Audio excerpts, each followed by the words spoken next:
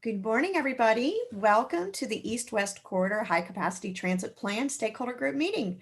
We're very excited that you're here today because we are wrapping up phase one of the East-West Corridor Plan development. So it's a big day.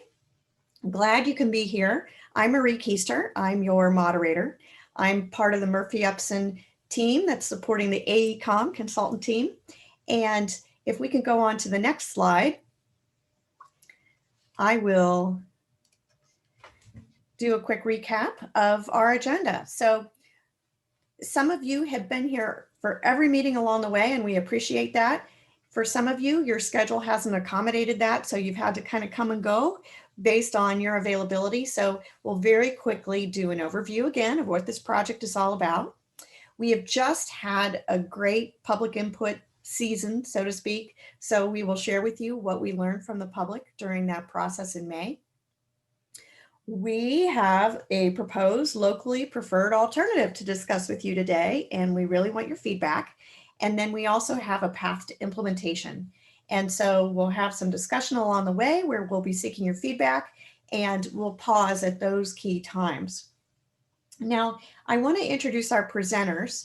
You've already met me. You're going to hear from Julia Suprak again today from AECOM. She's our project manager. You'll also hear from Gavin Poindexter, our lead for all things FTA, Federal Transit Administration with AECOM. And first, I would like to have Zach Sunderland, our project manager from CODA, say a few words of welcome. Yeah, thanks, Marie, and welcome everybody, and thanks for joining this morning. So this is our, I guess, fourth official meeting. We've also had a deep dive meeting back in, I think, February, and then we had a meeting at the end of May that were not a part of the kind of set structure. But yeah, it's hard to believe, it's already June, first meeting in January. So excited to keep this process rolling, and yeah, I'll kick it back to Marie. Thanks. Thank you. And had we had the opportunity to be in person, you would have arrived early. We would have had some chit chat and gotten to network a little bit. Well, we haven't had the opportunity to do that in this process. But today, like we did for our big discussion in late May, I would like to take just a minute and have you all introduce yourself. So Nick is going to follow along with me. He's our producer, and make sure that you can each unmute, and I will call on you.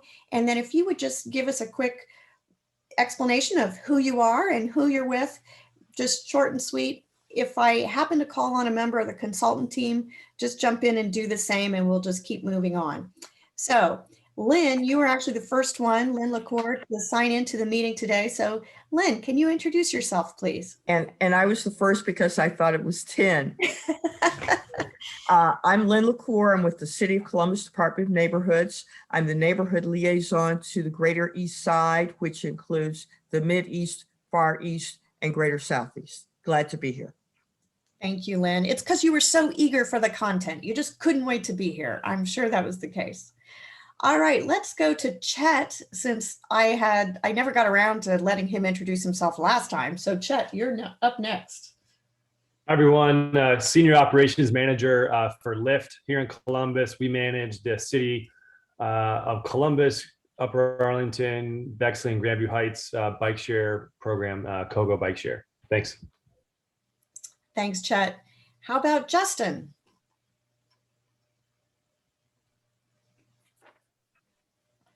Justin may have just joined in. Sorry, the whole mute thing. Hi, Justin Goodwin, Transportation Planning Manager, City of Columbus, also member of the Linkus project management team and involved in the East-West Corridor on the technical side as well. Great, thanks, Justin. How about Mark Conti? Hi, Mark Conti with Capital Crossroads and Discovery Special Improvement Districts, representing property owners in downtown. Thanks, Mark. Kimberly Moss. Sorry, I couldn't find my unmute button. Kim Moss, Senior Campus Planner for the Ohio State University.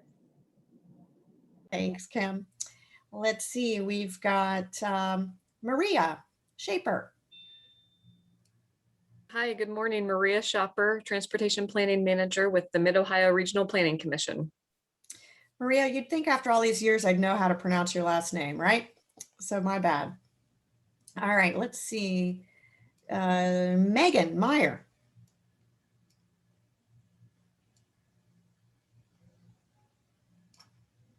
All right, while we wait for Megan, how about Mike Anderson? Sorry. Oh, that's okay. There's Megan. Good morning, everybody. Megan Meyer with the City of Whitehall. I'm our Deputy Director of Public Affairs. And like Justin, I'm also involved on the tax side. Sweet. Michael Douglas. Hello, everyone. Michael Douglas, not the actor, financial analyst at Kaufman Development. Here representing our Gravity Phase 1 and Phase 2 project in Franklinton. Thanks, Michael. Niall.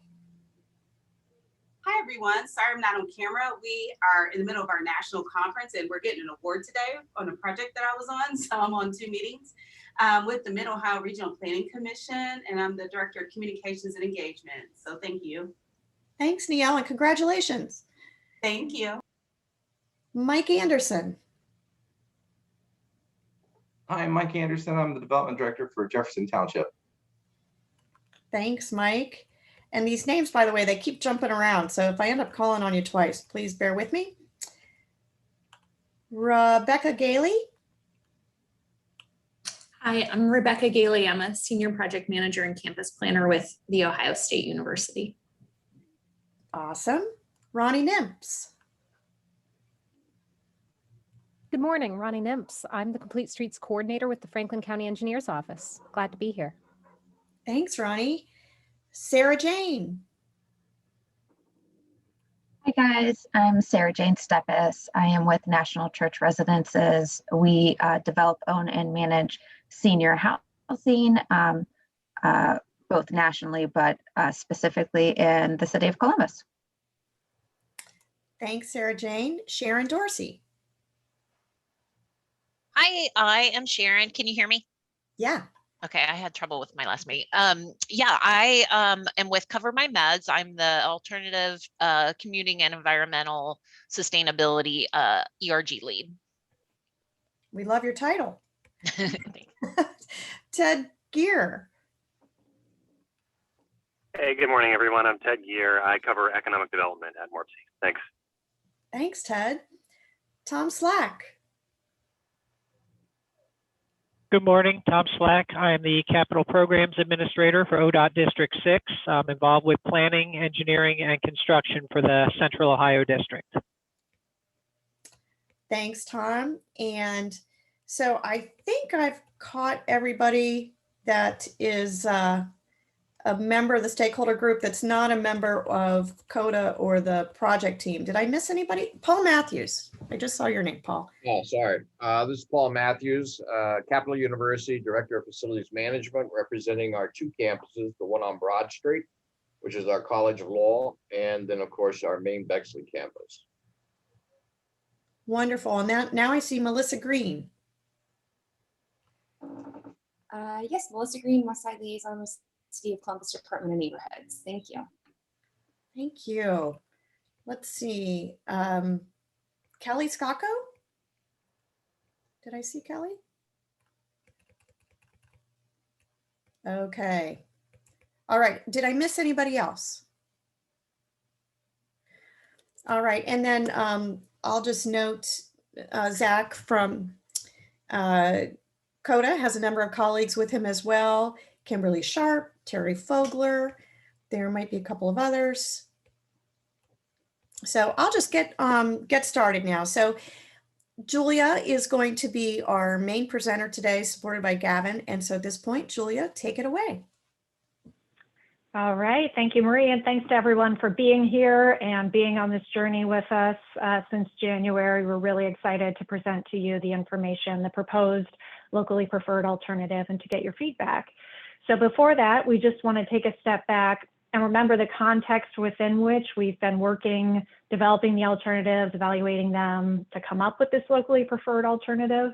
And those are the 6 themes or goals that are identified as part of LinkUs. So equity, workforce advancement, innovation, economic development, affordability, and sustainability. So as part of our specific East-West Corridor project, we developed a series of goals and objectives, and then, they are aligned with the Linkus goals. So as we're presenting the information today and you're thinking through your reactions and some of the questions we're going to ask you, just always keep in the back of your mind that this is the context within which we've agreed to decide on what that locally preferred alternative is. So on the next slide, we can see the process that we followed to get us to this point. So the purpose and need that I just mentioned kicked off the project. We went through 2 levels of alternative definition and evaluation, and are closing in on that locally preferred alternative. And just to remind everyone, locally preferred alternative, or LPA, that's a technical FTA term. It just means the projects that we want to take forward to the FTA to ask for funding. So if you hear us saying LPA, that's what we mean.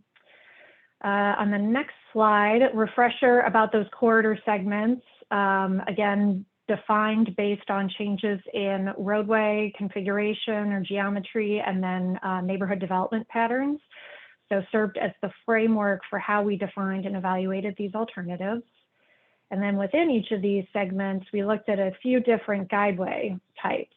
So we looked at dedicated center median, which you can see on the left-hand side, a picture from Houston. Dedicated curbside in the lower right-hand corner in Chicago.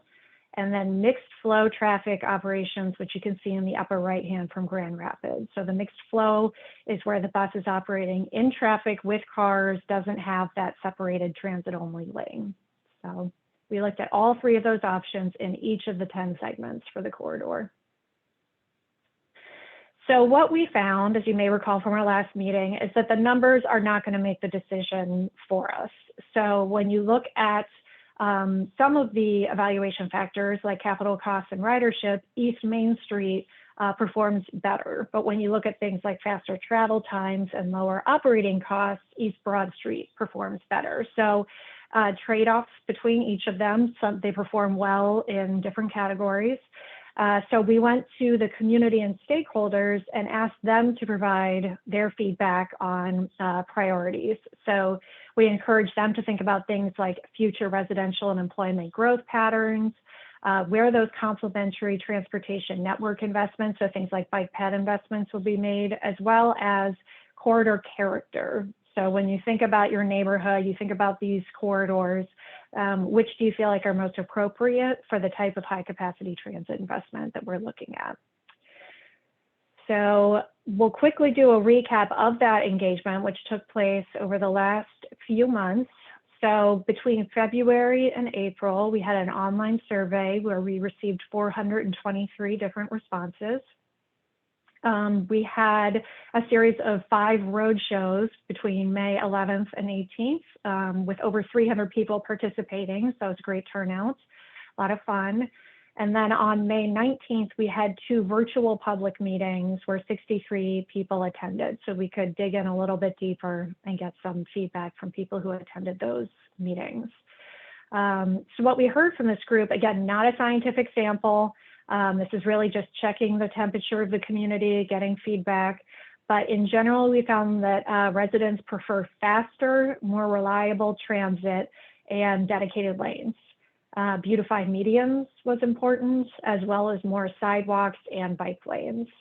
We also heard an equal preference for Main and Broad Street on the east side. So respondents found that East Main had strong support for those equity populations and redevelopment opportunities, making those connections between jobs and the people who need those jobs the most.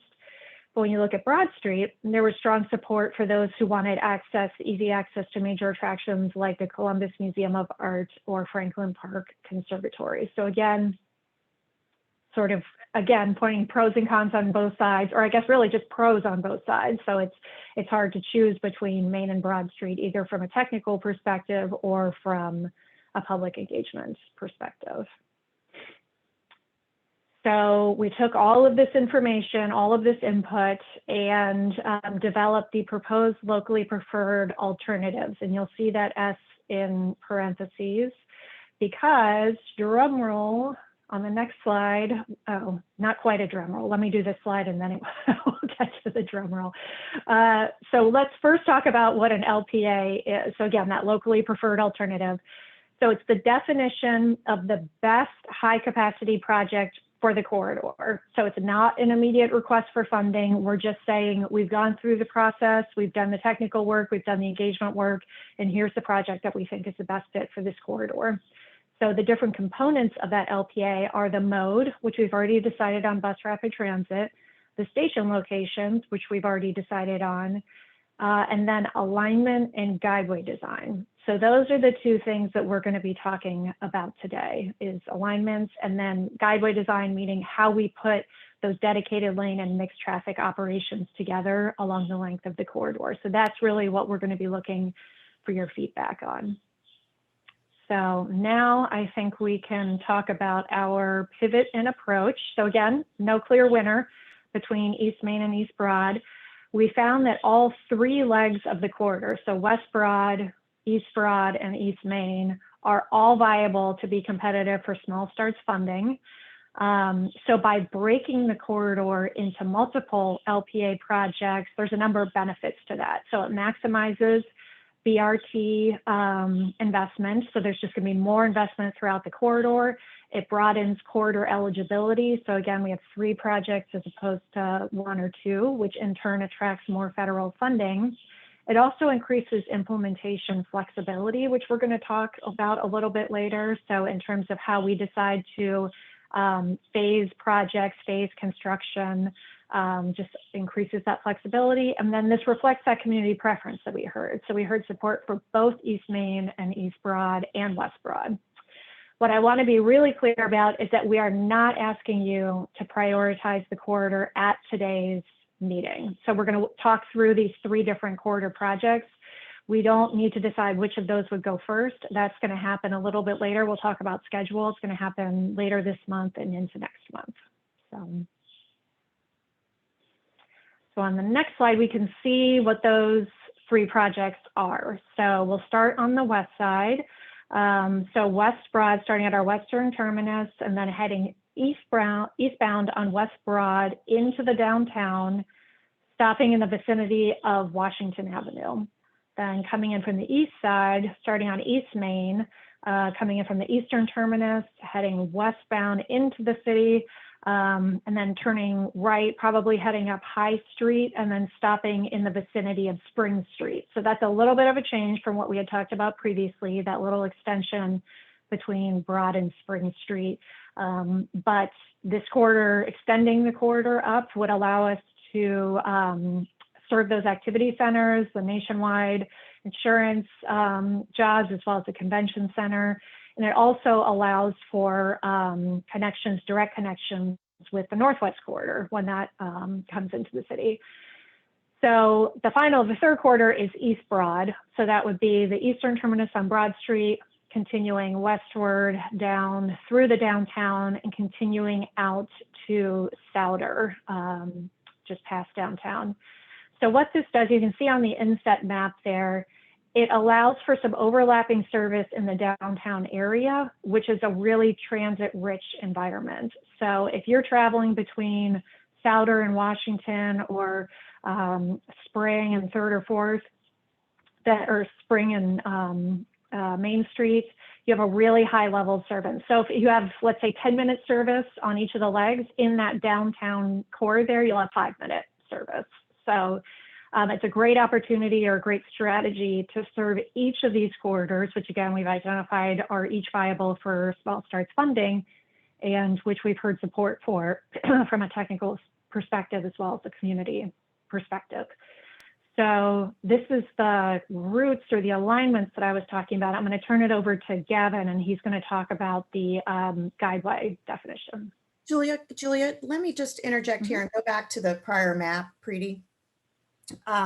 So I'd like to just give everybody an opportunity to take a breath, digest this, and see if you want to make any comments about this 3 locally preferred alternative approach. Would anyone like to make any comments? And I'm watching to see if anybody's unmuting themselves. Okay, so you know what happens when you don't comment. I pick on people to call on. So from the east side, Mike Anderson, you're with Jefferson Township. What are your thoughts about this 3 LPA approach? I'm sorry, Maria, I got pulled aside for a second. I'm gonna have to come back to you. Sorry. Not a worry, not a worry. Okay, Megan Meyer from Whitehall. Okay, everybody's Oh, sorry. multitasking. No, I'm just slow to unmute. I'm so sorry. Yeah, so I think that Whitehall made it no secret that staff, or I guess administration, had a locally preferred alternative. So frankly, we're pretty thrilled that we're kind of keeping all of these on the table still, honestly, knowing that, you know, things may get prioritized differently. But I think that we're really excited, and just a tidbit of news that I think really makes us excited to see both Broad and Main on the table. We did just have council approve a rezoning to allow for 102 unit affordable housing complex to go in on Main. And so that's news, and I think that's great. And so it's absolutely going to benefit from BRT there. And so while we obviously have really wanted Broad, I think we're thrilled to see that both are still contenders. So Awesome. Thank you, Megan. And let's see, we have Lynn LaCour. How about your thoughts? I had originally been interested in the Main Street option because it was conducive to the need for a high public transit community. And but I know that it's a narrow street, and it is and that's a concern. But in talking to my communities, they were split, just like I see that your responses are split between Broad and Main.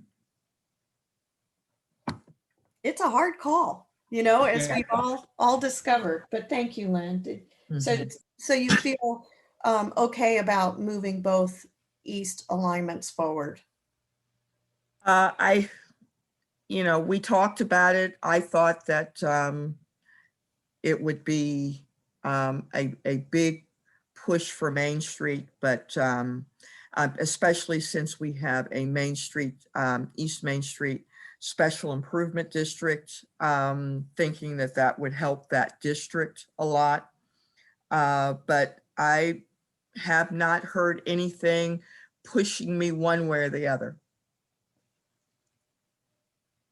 Okay, wonderful. Thank you, Lynn. Okay, so let's see, Mayor Kessler, I think you just joined us, and we were just sharing that what we are recommending is that instead of just one locally preferred alternative, we forward 3 locally preferred alternatives, and we are giving everybody a chance to digest this map before we talk about guideway options. So do you have any comments on the fact that we're looking at moving both East Main and East Broad forward? Wow. Thanks, Mary. I'm sorry, first off, for being delayed in joining you guys here.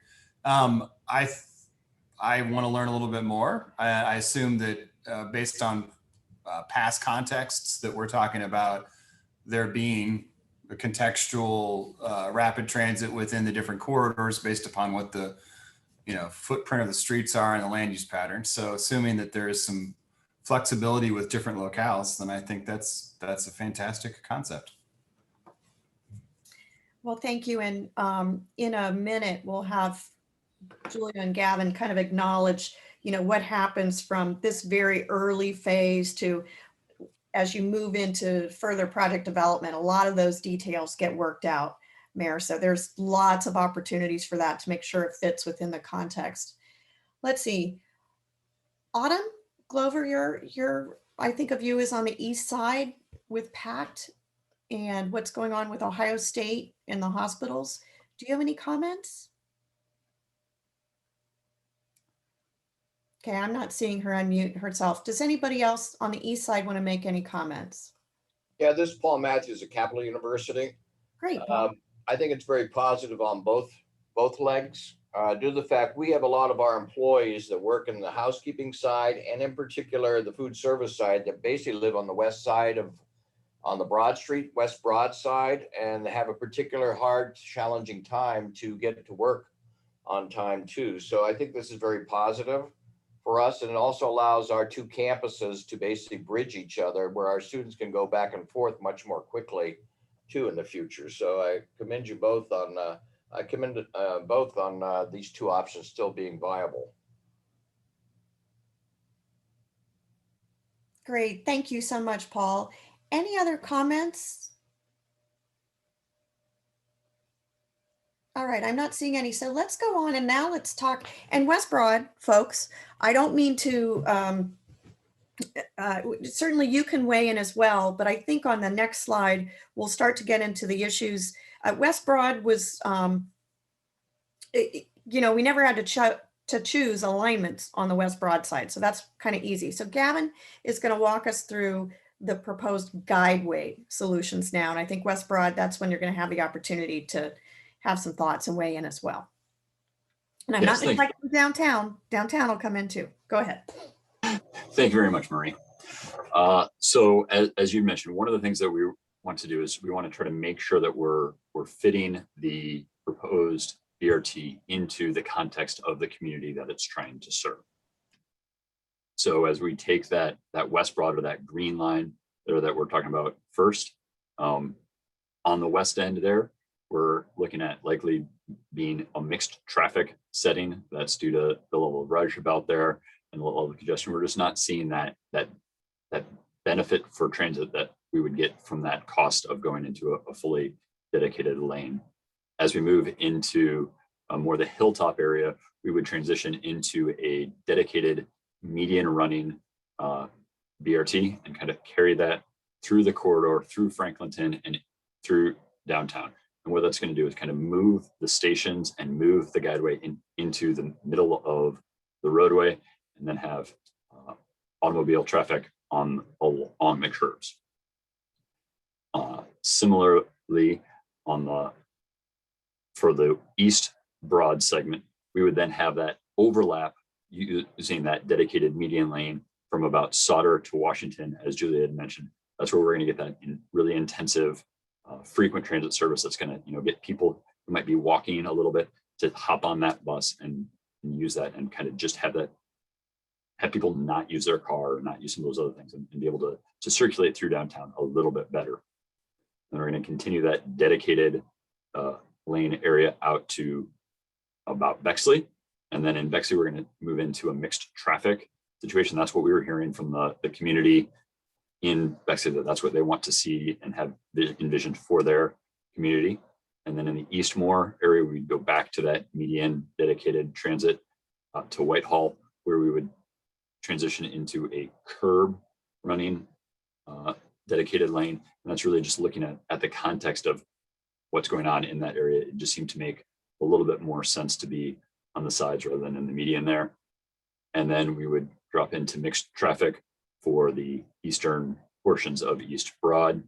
That's gonna, as we go past 270 and on out to the end, that will help us. That's just, again, on the end, we're not necessarily getting all of that benefit for the level of ridership for the cost that it would be to have that be dedicated lane. So that's kind of that balance, and that's what we were hearing from some of the community out there. Similarly, when we drop down and take a look at the East Main alignment, we would be in that dedicated median, likely along High Street, although we'll still look at 3rd and 4th as we move on into the NEPA phase of this project, and then take Main and Rich out to as a dedicated lane, and a median dedicated for that near east side of Columbus. Again, in Bexley, we're going to move into mixed traffic, kind of more as it currently operates there, and then be transitioned back to median dedicated for the rest of the East Main alignment. Going out there just trying to serve that. Again, that's what we were hearing as we were talking to the various communities along East Main, but that's what they envision and helps to align with their vision for their community. Now, as we're moving on, this does kind of get into some of the, sorry, Marie, did you have a question? It looked like. I did. I mean, I know you're going to walk through the costs and so forth, but I'd like to just take a minute and have everybody digest this map. And now I want to, anyone we haven't called on yet on the west side, do you have any comments about this treatment? And do you understand why it's proposed for mixed traffic solution at that far western end? Any comments or questions?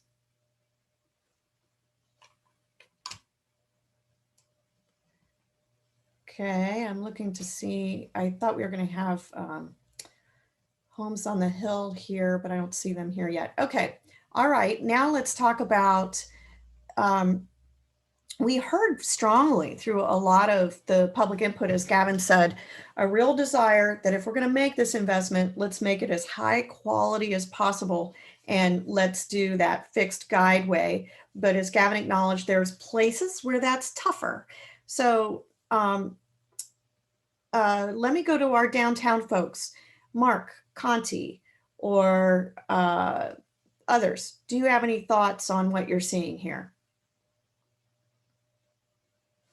We're really for the whole system, you know, dedicated lanes would be the ideal, but I understand the limitations we face, especially as we get outside of downtown, and also the cost, which I've seen some of the cost issues as well.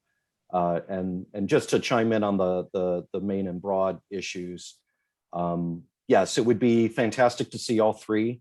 My preference for downtown really was Broad Street, just because it helped to serve both people north and south of Broad better than Main would. But yes, ideally, if we could get all three, that would be fantastic. I think we could do a little more work on how they interface with downtown and how they terminate all three, but we can leave that for later details as the planning moves forward. Great, thanks, Mark. How about some of our folks who maybe are not as geographically based that I haven't called on yet? Sarah Jane from National Church Residences. Do you have any reactions? And of course, you provide affordable housing for seniors. Do you think there's good opportunities here by having what we're proposing in your world?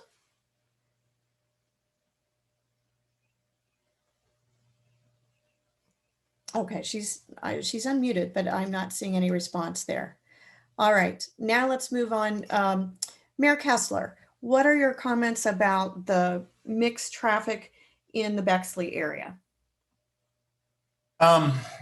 You know, I think using that left lane makes a lot of sense. We have medians in place on Main Street. I think specifically in the places that you guys have mentioned, maybe having stations. And so I think that's compatible with what we've already created. Obviously we need to tweak it a little bit and adjust, but I love the idea of the median access point. I think it makes sense. It creates a safe landing spot for pedestrians. And in our context, I think it's a better location than the side of the street. So I'm excited. I'm excited by that. Am I allowed to be excited about it? I feel like that feels like I'm overstating, but yeah, it's cool. Mark's excited too. We are excited. You know, those of us who've been in planning for high capacity transit in Columbus, for Mark Conti, I'm looking at you. You and I have been on this topic a long time. And to have all this enthusiasm for transit investments is just so exciting for us. So the devil's in the details. We'll work through all those, but just the acceptance of making these investments at all is just really exciting. How about Whitehall? Let's see, on Broad Street. So you can see from that fixed guideway, it starts to move into mixed traffic. What are your thoughts on that? at least on the first street? Yeah, so we're fine with kind of the mix that we see there on Broad Street between the mixed traffic and then the dedicated curb. I think we talked through a number of, upcoming infrastructure projects that we have that just kind of makes this more feasible and helps the project move forward. So we're on board with that. Hey Marie, can we, there's a Ronnie put a question in the chat, and it's actually a good question because you haven't really talked about it much where these you transition from different guideways.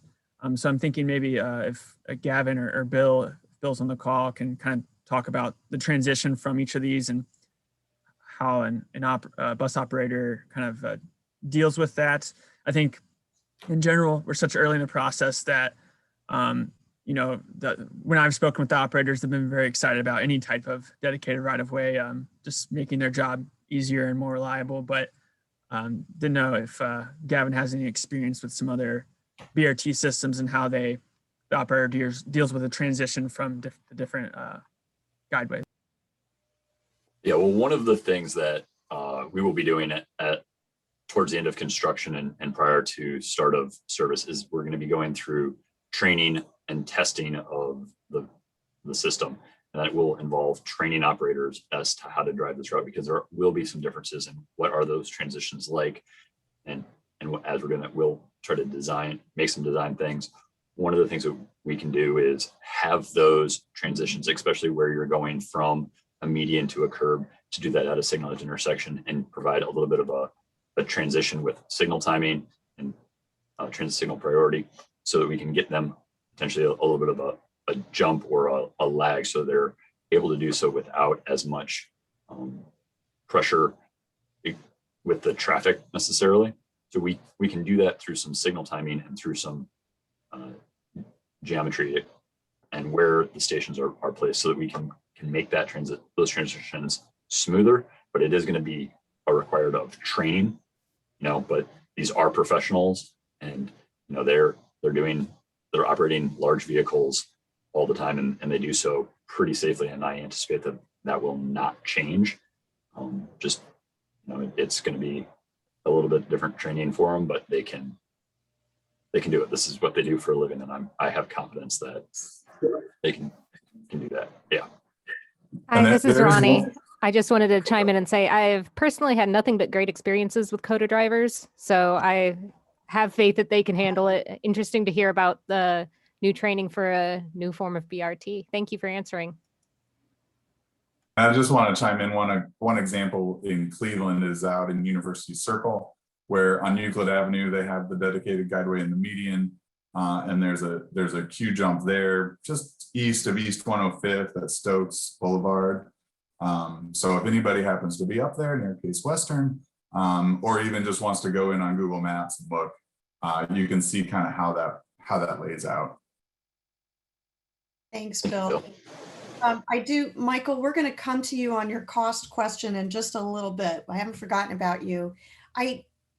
Justin Goodwin, what are your thoughts as we start to get to that mixed traffic versus fixed guideways on Broad and Main to the east? Sure. Well, I'll say to the east and west, because the city has right-of-way jurisdiction on both of those corridors, or both sides of the corridors, and understanding it's not all the city's jurisdiction. So I'll speak kind of from a broader perspective as well as from the city's perspective. Certainly, we've acknowledged throughout this process, the traffic challenges as you get into the interchange influence areas with I-270 and further outside of the outer belt. Also understanding where we are in the process now, there's a whole lot more detailed analysis and design to get into. So the city's perspective is, while we understand the thinking around mixed traffic in those sections, we're really interested in working with the team moving forward to try to find as much opportunity to minimize mixed traffic as possible. We remain committed to as much fixed guideway as it is feasible and as makes sense for the project throughout the entire corridor, certainly in the city's right of way.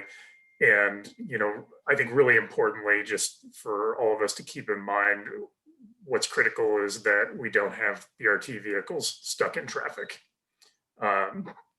Keeping with the objectives here.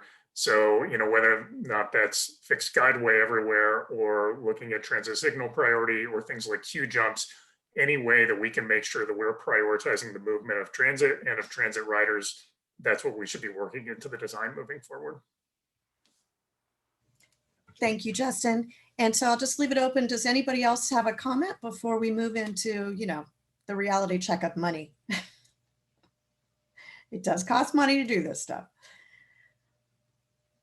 All right, let's go on then. Gavin. All right, thank you very much. As you can tell, we were kind of looking at the costs by segment. As we're doing that, you'll see, in the downtown, we're looking about, so overall for the East Main corridor, we're looking at about $215 million in 2021 dollars. If we're looking at some inflation on that as to when we could actually get that built, if we were to do this fairly aggressively, that's going to be about 250 million, depending on when that is actually going to be implemented. And we'll get into phasing and priorities a little bit later on. But we're looking again at that downtown and Near East in that dedicated median. It's going to be about 38 and 28 million respectively invested in those portions of the corridor. In that Bexley area where we're talking about mixed traffic, you'll see that we're looking at a much lower level of investment, and that is reflective of the fact that we're mainly keeping the roadway as it is today, and then doing some transit improvements. And then as we go a little bit further out there, again, we're going back to that dedicated median, and the costs do come up a little bit. This is a little bit longer segment, so we've got about 46 million in vehicles and maintenance facility and just sort of system-wide things that are kind of driven by the decision to have those vehicles and in order to accommodate those, like spare parts and some maintenance facility improvements just to handle those things there. Similarly, on the West Broad corridor, we're looking at that again, that downtown through Hilltop area as that median dedicated.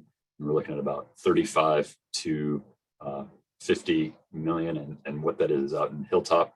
We need to make sure we're keeping everything. There's going to be a little bit more reconstruction there to try to make sure we're fitting in everything that we need to do. On that western end, we're going to be out in mixed traffic, and it's going to be a little bit cheaper there as a result of being in mixed traffic and trying to utilize more of the existing infrastructure that's out there.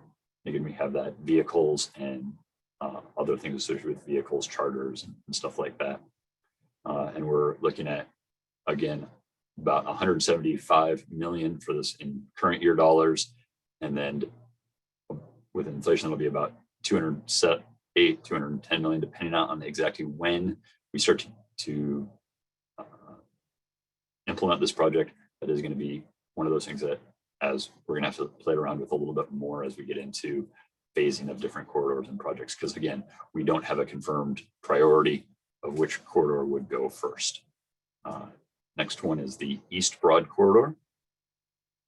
And here, one thing you'll see is in downtown, we don't have any investment shown.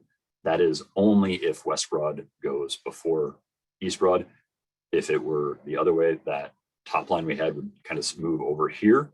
And that's really just to be reflective of the roadway infrastructure. The stations would be built as whichever of the East Broad corridors goes first. On the Near East side, we're in, again, dedicated median. We're about 26 million there. Bexley, again, is going to be a little bit cheaper due to the fact that we're in mixed traffic and we're able to utilize some of that existing infrastructure, and we're not doing as much of the rebuilding. Eastmore, we're going to be in median, dedicated median, so it's going to be about 15 million. Whitehall, dedicated curb, that'll be about 18 million. And then we're going to be in mixed traffic as we move out in segments 9 and 10. And therefore, the level of investment is going to be a little bit lower than if we were in dedicated lanes. And once again, we do have vehicles and other support expenses along with that, and that's going to be about 38 million in 2021 dollars. That'll be about 130 million, and then again looking at that mid-year of construction, not quite knowing exactly when a project would go in. That might be around 160, 165 million there for that one. And then one of the things that had popped up into that chat was, does that make us more or less competitive for federal funding? One of the things that this does is it allows us to go through FTA's small starts program, as opposed to if we were having a full 20-mile corridor, that would be a new starts program. And really what that is it's different funding levels and different processes within FTA and slightly different evaluation criteria. We think that you can move, it's our experience that you can move projects faster through a small starts project and have them be implemented sooner because there's fewer steps and fewer FTA approvals and processes that need to be accomplished through that. What we would be able to do is we could get that FTA share of the project to be just under $100 million for each of these three corridors, which would, and that would then have, we would need the local share to be, that would be FTA providing between 40 and 60% of each corridor individually, and it would average out to be about half of the total corridor cost, which would be about the same as if it was a single new starts project, but we would be getting an extra corridor, an extra 100 million in federal funding, and for about the same in local funding. But one of the things that does is it allows us to have each of these corridors stand independently. And if you look at places like Indianapolis, where they're able to build BRT corridor after BRT corridor after BRT corridor, they're able to do so because they broke them up into individual alignments and segments that were competitive on their own. And it allows them to move forward faster. Jacksonville also did a similar thing a few years ago.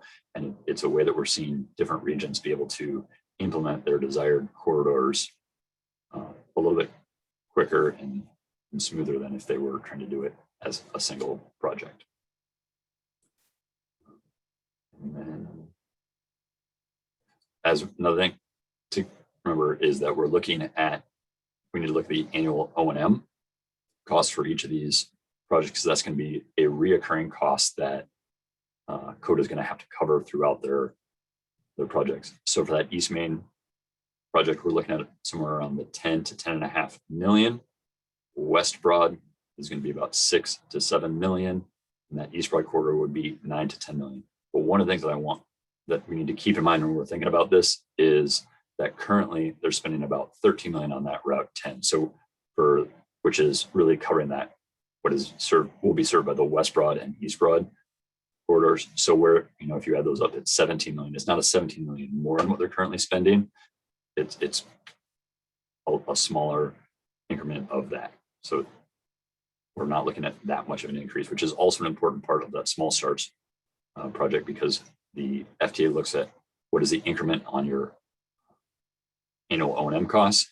And if we can keep that below 5% of the system-wide cost, that does make it a more streamlined financial review as we're moving this project through for implementation. So Gavin, just to put an exclamation point on that. So based on your seeing on the O&M costs and the capital costs, they're all very competitive, right? Based on this, there's no red flag that says, oh, that operating cost is too high to even be considered. Yes, that's true. And in fact, we're looking at each of these corridors being able, because the increment isn't very much, being able to qualify for the simplified financial review, which is a large advantage as you're advancing a project through, because it just cuts out a lot of the review by FTA and helps us to get there a little bit sooner, and which is one of the advantages of going with the small starts and with separating these projects down into implementable projects. And I just have to say, I'm sure everybody on the call is appreciative that you understand all those federal funding processes and differences, because nobody You have to be an expert to navigate all that. Okay, go ahead. I don't mean to hold you up. Nope, Any more questions? Yeah, are there any other questions? Otherwise, maybe we'll let Julia take over for a little bit more. All right, we'll keep moving. So just a reminder, we're really focusing on the east-west corridor through this process, but we are operating also within the context of the broader Linkus network. So these are 3 projects within sort of a universe of projects that will be advancing into the future. So on the next slide, we can see the corridors that are advancing now, the West Broad, East Main, and then the Northwest Corridor project, which is going to be starting back up here again shortly. So all of these are pieces of a puzzle. So when we're talking about guideway design and what the different routes and station locations are, we want to make sure that we're looking ahead to optimize that network flexibility and operation.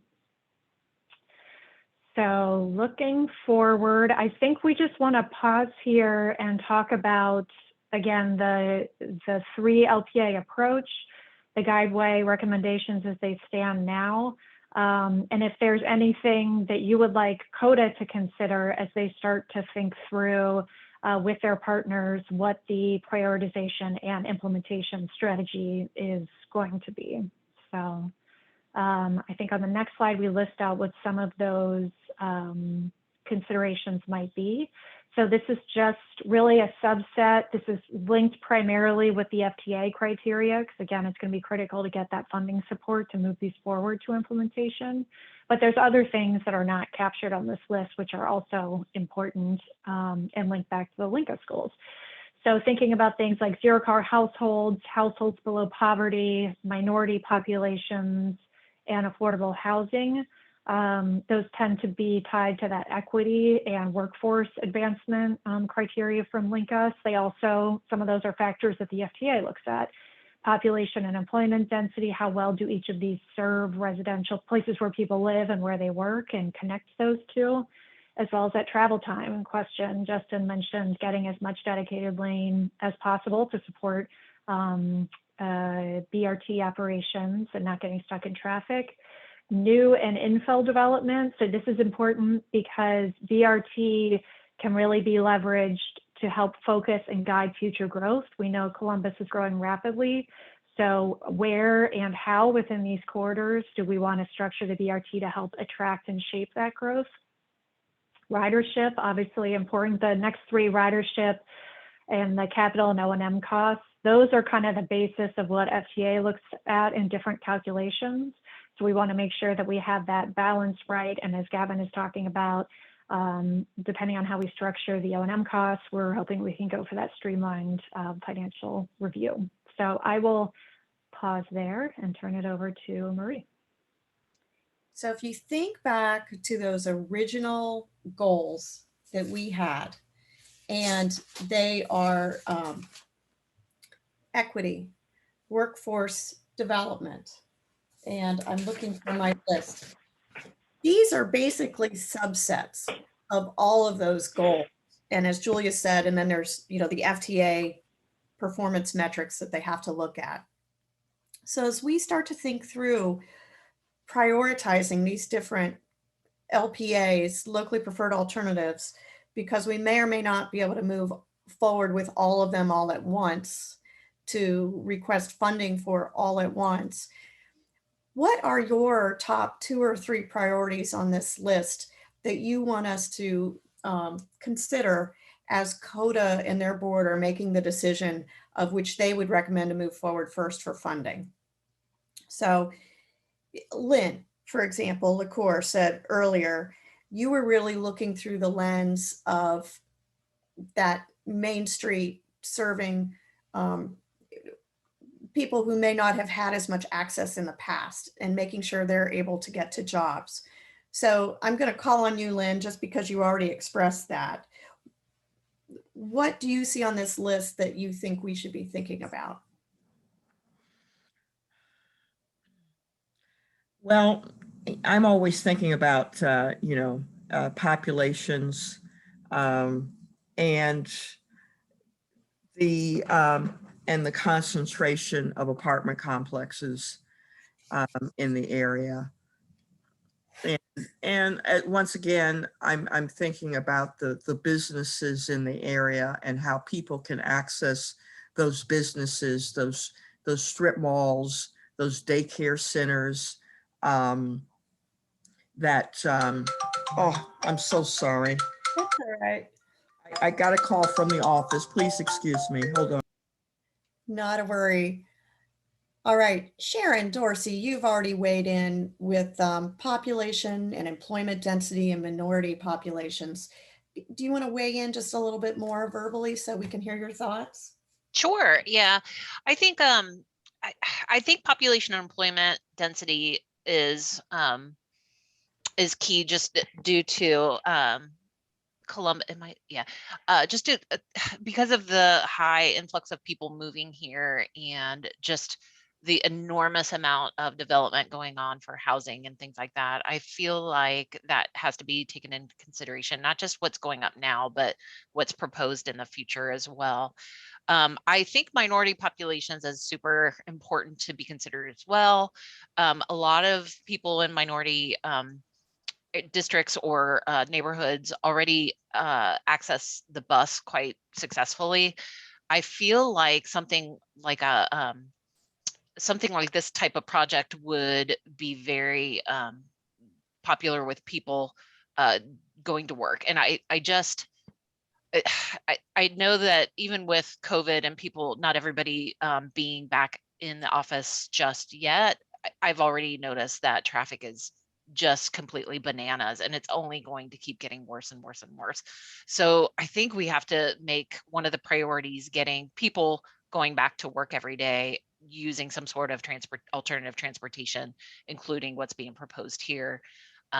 So anything to make it more sexy and beautiful and, like new and shiny would be great, just to get people off the road. Thanks, Sharon. Well said.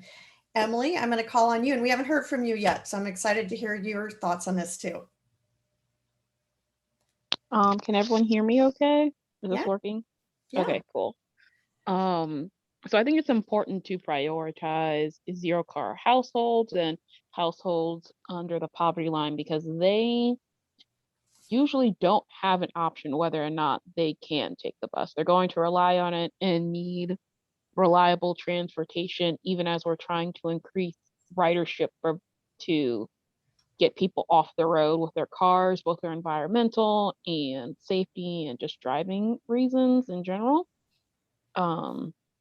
So I think it's important to keep them in mind, because regardless of what changes we make or anything else that's going to happen, they're going to have to keep relying on the bus to work and survive anyway. So we should try our best to keep them happy and and make sure that they're still able to get to work or get all their daily necessities met. Thanks, Emily. Also very well said. Sarah Jane, you're our senior affordable housing expert, and you already wrote that zero car households below poverty. Can you expand and also maybe put in that that lens of our older adults and their needs? Yeah, absolutely. So I have to echo what Emily said. I think she said it really well. I would, of course, just add to that the affordable housing piece. So where we need to make sure that our where affordable housing is located is also not detrimental to where everything else is, right? So I love the connection that we're creating to the entire city to be able to participate and serve everybody's needs, particularly in affordable housing. For our senior population in particular, our seniors tend to fall into, or the ones we serve tend to fall into all three of those categories. Many do not drive anymore, but rely on transportation to remain independent for as long as possible. So there's a big plus to that. And then it has to be affordable. Many of our seniors are on fixed incomes, and so there's not really a way to make more money. So to have that be affordable and be reachable for our seniors is incredibly important. Thanks, Sarah Jane. Michael Douglas, I'm coming back to you in a minute, but Mark Conti has raised his hand. So Mark. Thanks. As a bus rider, I really just look at this from a overall system perspective, especially because as the metrics, as the analysis that the consultants completed doesn't really show a clear difference when it comes to a lot of these important issues about minority populations and people below poverty when it comes to the main and broad alignments. And so if we had to prioritize these three, I would really push for getting both Broad Street alignments done. And that if Main Street had to be delayed or couldn't happen at all, couldn't get the funding, at the very least, again, going back to how these fit into the entire system, CODA could extend its 102 service, basically the all-day express service that goes up North High Street to Worthington. That could then be extended to the east main leg of the number 2 line, so we could still get that high frequency all-day service without having to go through the large expense of bus rapid transit if that funding just isn't available, or like I said, if it has to be delayed for other considerations. Thanks, Mark. And then Michael Douglas, expand on your thoughts here. Yes, thanks, Marie. I was just only thinking through it because I think a lot of these are very important, and I don't want to necessarily repeat anything that has been said, so I'm in agreement with that.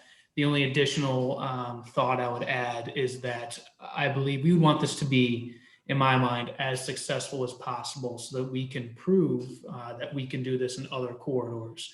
So my idea behind suggesting, in addition, travel time and ridership was to kind of put the best option, whatever that would be, forward so that we can show that this is successful so we can get those other lines funded maybe more easily or more definitively. So true. Show everybody some success and then they'll all be clamoring for it, right? Let's see, does anybody else have their hand up or would like to say anything? So Zach Davidson, I'm going to put you on the spot a little bit. You arrived a little bit late, and we shared with everyone that instead of just one locally preferred alternative, we're recommending that 3 actually move forward. We'll figure out the phasing a little bit later, but and as to the extent possible, we're trying to deliver at least fixed guideway, but also queue jumping or any other thing we can do to make the bus have the priority. Do you have any comments that you'd like to share? Thanks, Marie. And apologies, I was a couple minutes late. For folks who don't know me, it's Zach Davidson. I'm the policy aide to Council President Hardin, who's a big fan of this project and improved transit in Columbus and in general. I think that to Mark's previous point, it does make sense to think about what that phased approach looks like, recognizing that at the end of the day, we've got to figure out the local match and what that actually looks like. And maybe I have a question then to pose to maybe Julia or maybe Gavin, asking what you guys have seen from peer cities where there may be a concentration of routes in certain parts of town, but you need countywide support in terms of actually getting something passed on the ballot. I joke that occasionally I think like a sort of lizard political man as a previous campaign manager. And so what is somebody who lives down by the Great Southern see in this for them if we've got 3 routes like east-west and we don't see anything for them? I'm just interested in your perspective from peer cities, Julia or Gavin. Sure, I'll start and then I'll have Gavin weigh in. I think the example that jumps most quickly to mind is Austin, Texas, which just passed their huge funding referendum last November. So we actually supported them as they developed their vision plan for what future investment in multiple high capacity corridors was going to look like. And a key to that, in addition to all the technical work we did, is just what you said, looking at the political lens, the policy lens, the equity lens. So what we found is that there are only set of corridors within any region that are appropriate for high capacity transit, right? And they're kind of easily identified. Everyone knows what they are. The key is, what are the other investments you can make additionally, so that everyone sees benefit from this entire network of investments, universe of investments that are all working together to expand mobility for everyone throughout the region. So in the case of Austin, it was looking at some increased bus frequencies on local routes, increased span of service, some neighborhood circulators, just sort of a wider. I know that CODA and the city are working together right now on a similar effort to go through and look at, okay, we know what these high capacity corridors are based on previous planning efforts. What can we do to increase mobility and quality of life throughout the region? So that it worked for Austin when previously they had really focused on one corridor at a time, and that just didn't work for all the reasons you identified. No, that's great. I love that comprehensive approach, and I know they also had some housing measures built in there, some anti-displacement stuff, which I think speaks to some of the previous points that maybe Sarah and some other folks raised. So thank you for that, Julia. And Preeti, would you go back to the holistic map for a minute, and then Mark, I'd like you to weigh in. Mark Conti, you had a comment, not this one, but the one that shows all the corridors. Yeah, in thinking about this, it's a really good question. And without making this into a ballot box levy discussion, I did an analysis of CODA's light rail vote back in '99 when nobody knew light rail was on the ballot. And I would just say the short answer is, packaged right based on what specifically CODA will do and what CODA's vision is for the future. This should do very well. But since you brought up the South Side in particular, and I personally feel the South Side didn't quite get its due when it came to the transit system redesign. I think it is going to be important for CODA to outline, not just for the South Side, but really everywhere, but especially for the South Side, outline what its vision is for the future. That specifically, right now, they want to get this east-west done and possibly northwest, depending on where that is in the planning process. But CODA isn't just about these big projects, that they're continuing to make improvements throughout the entire system. And a lot of that's data-driven. If there's ridership and need, they will respond to it.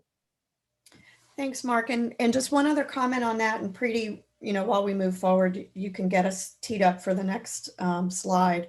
But you see all these different corridors here, and it's going to, east-west is in, just moving forward right now, and northwest is about to enter phase 2 of their work.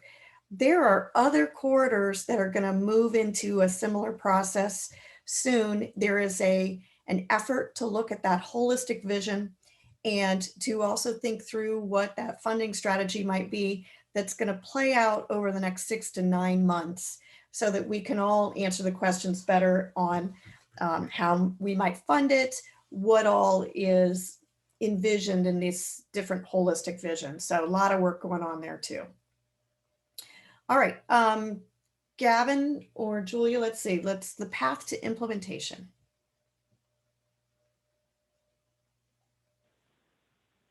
Gavin, I think you were going to. Thank you very much, Marie.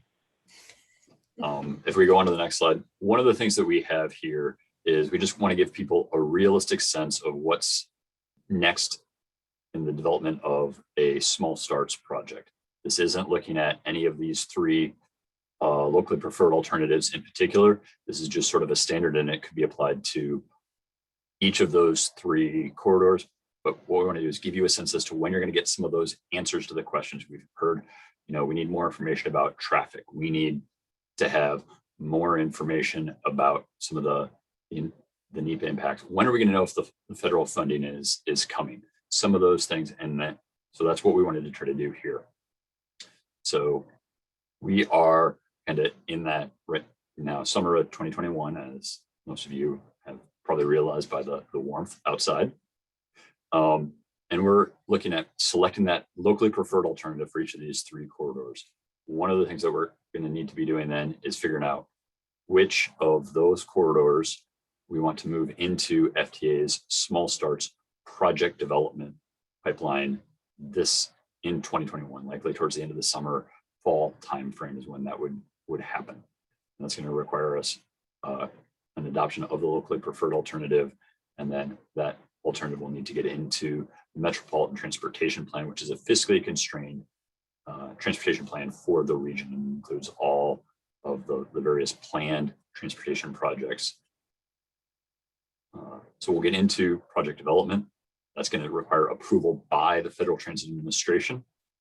And with that, we're going to, any money that we're spending on the project then starts to count as our local match. So the design money, the NEPA money, all of those things start to count. So that's an important milestone and starts to get us on the radar. At that point, we're going to be tracked by FTA and have to report progress to them just to make sure we're keeping things going and advancing the project. We would then move into what is known as NEPA, or the National Environmental Policy Act. And that's going to look at what are the potential impacts to the human, built, and natural environments for each of for that individual project.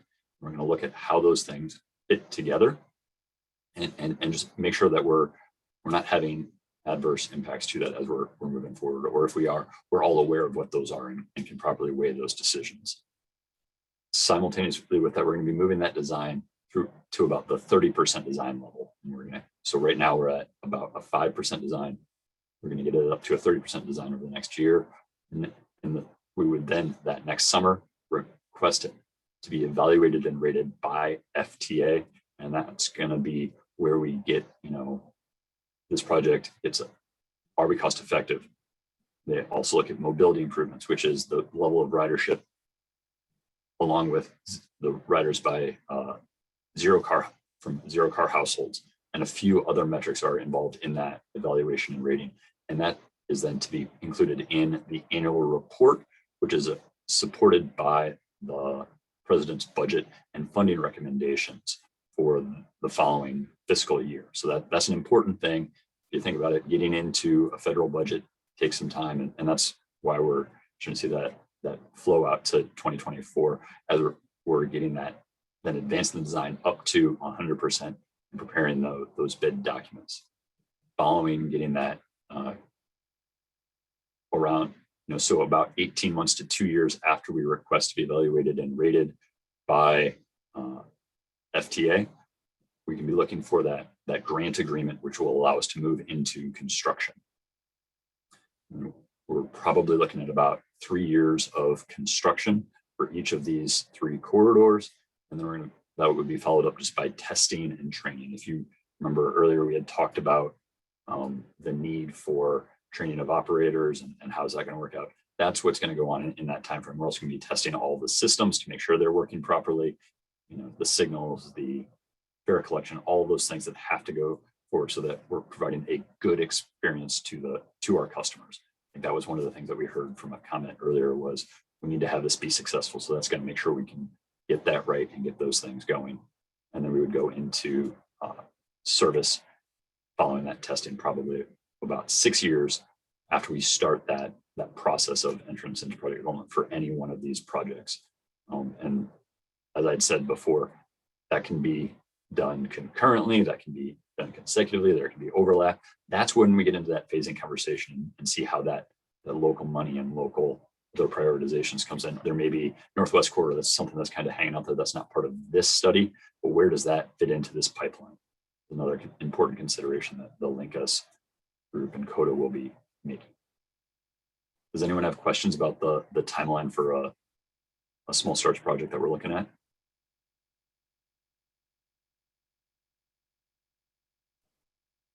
I'm not seeing any, Gavin. All right, then we'll have Julia. All right. So that's the big picture of where we're headed, but focusing on the next steps here in the near term. On June 23rd, the locally preferred alternatives will be taken to the Executive Leadership Committee for Linkus for their review. Then on July 7th, CODA Strategy and Operations Committee is going to be meeting, and it will be at this meeting that the LPA adoption is confirmed and the prioritization and phasing is decided on. So which of the 3 corridors are going to move and when.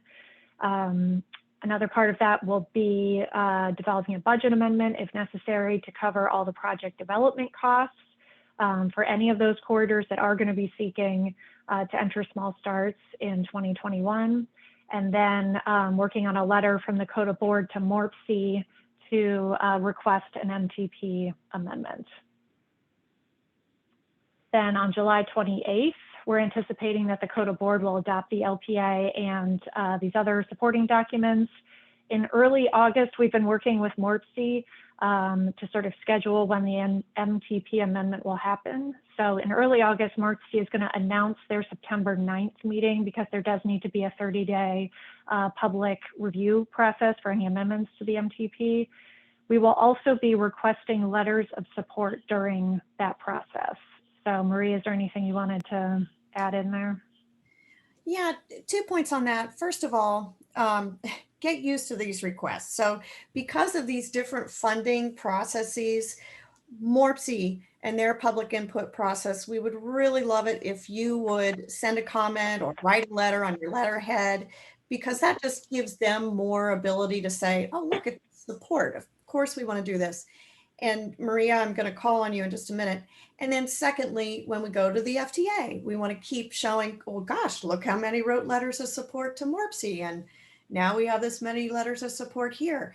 And this happens year after year after year. So if you'll be patient with us when we make those requests, we'd really appreciate it. Maria, regarding that public input process, are there any tips you might have on that, or just general comments on what you guys look for as you're getting ready to make that decision? Sure. I'll just add that, really what the amending the MTP, what it does is it basically allows, it identifies, it puts all of these corridors on our plan as a regional priority. And now that they've been on the plan, now that we know more detail about what these corridors are going to look like, or hopefully look like, we can include those details in the plan, and it really just kind of lays the groundwork and shows FTA that these are priorities for a region, and it makes them eligible for us to pursue federal funding. So that's really what we're doing here, is just making sure that our regional plan and priorities reflect this work that has been done through this process. And so in August, we will open a public comment period. We'll do a press release, and really, letters, emails, any support you'd like to add, or any concerns. But we really are just looking, want to make sure everyone's aware that that this is happening, and we will be going to our committees. We have committees ahead of time that will recommend approval to the Transportation Policy Committee, and this is the region's plan, and we want to make sure that it reflects the region's will and vision. So yeah, just be looking in August for that announcement. We'll have a packet of information available on our website, and you can always contact me directly for more information regarding that. Thanks, Maria. And just a shout out to our MORPC partners. They are such great advisors. They make sure that we're crossing the T's, dotting the I's. A similar shout out to our Franklin County partners, our City of Columbus partners, and Ohio Department of Transportation partners. All those things go on that regional plan, and from roads to bike improvements and transit as well. So thanks to all our partners for supporting that effort. So does anybody else have any comments on this process or this phasing? I see Justin, by the way, posted that the Northwest Corridor has just finished phase 1, and their phase 1 report, which looks beautiful, is now posted at linkustcolumbus.com. That design phase, Justin, I'm going to call on you just a second to explain that a little bit more. But I also want to note, I got a great tip from somebody. We will send you the presentation following this meeting. The recording will be available in another day, I think. And those both get posted online. When we follow up with you, we'll send you that link so that you can get to the right page where all those materials are. Justin, can you explain, just give a brief commercial on what phase 2 is all about for the Northwest Corridor? Sure. Interestingly, while the Northwest Corridor began a little bit before the work here for the East-West Corridor, the East-West is now getting a little bit further into the process, the LPA designation process, and getting ready for FTA submittal. We've always acknowledged that the Northwest Corridor has a lot more engineering challenges. So there's a little bit more work to do to solidify some of the questions around exactly what the transit guideway looks like and refining station locations. We have preliminary recommendations in the phase 1 report. So in the next phase, we're going to solidify the actual LPA in the same way that the East-West Corridor is getting solidified, and then that will be prepared to take as well at an appropriate time through the FTA pipeline, and then taking that into the preliminary engineering process. So over the next year or so. Thanks, Justin. And speaking of the FTA process, let's go one more slide. All right, so in August or September, there's no deadline for this specific step in the process. We will be submitting letters to the FTA requesting entry to project development. So this is the point where only the projects that are going to be moving forward in the near term will be submitting this letter requesting entry. And it's about a 5-page letter where we just kind of lay out the work that's done to date, the characteristics of the project itself, and how it'll be managed. So once we have submitted that to the FTA, they will respond back to CODA within 45 days. That's a statutory requirement to let us know that we are in project development. I'm going to be optimistic. So that's the timeline for getting into that project development pipeline. Then in the fall, we're expecting to move into the 30% design phase, at which point we will be re-engaging with you all. We're working through what that structure is going to look like based on the kind of changing focus in the project itself. So we'll definitely be in touch, and stay tuned. So you get a little bit of a summer break from us, and then we'll be pulling you back in. Thank you. And so any other additional comments or questions you might have before we let you go?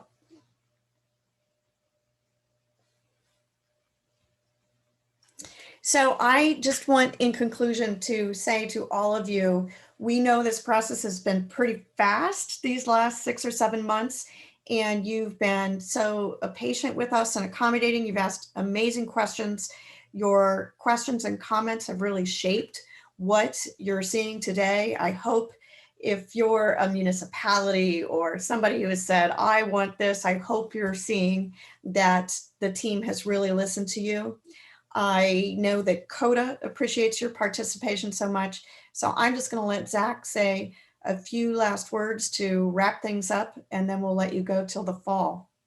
Yeah, thanks, Marie. And thanks, Julia, Gavin, for this presentation today. It's a lot of good information, and thanks everybody for their input throughout this whole process.